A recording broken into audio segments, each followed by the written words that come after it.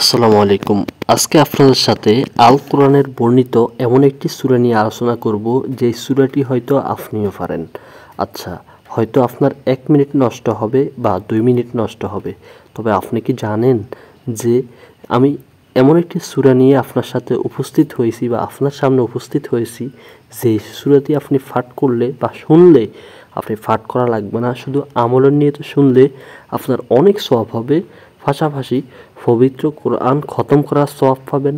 এবং আপনি যদি এই সূরাটি শুনেন বা এই সূরাটি পাঠ করে একটি গ্লাসের মধ্যে পানি ফু দিয়ে কাউকে খাওয়াইয়ে দেন, তার যদি মুখ দোষ অথবা নজর অথবা বদনজর ইত্যাদি ক্ষতিগ্রস্ত হয়, সে সাথে সাথে সুস্থ হয়ে যাবে। আচ্ছা, আপনি কি জানেন সেই সূরাটি কি?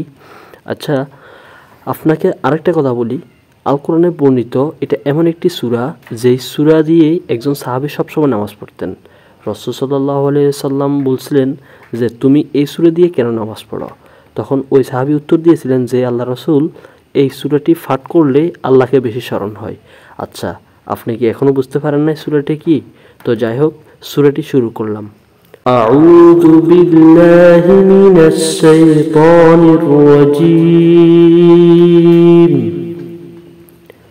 বিসমিল্লাহির রহমানির রহিম।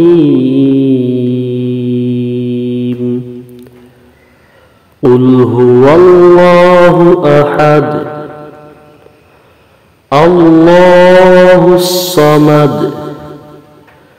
লাম ইয়ালিদ ওয়া লাম ইউলাদ ওয়া লাম ইয়াকুল লাহু কুফুয়ান আহাদ।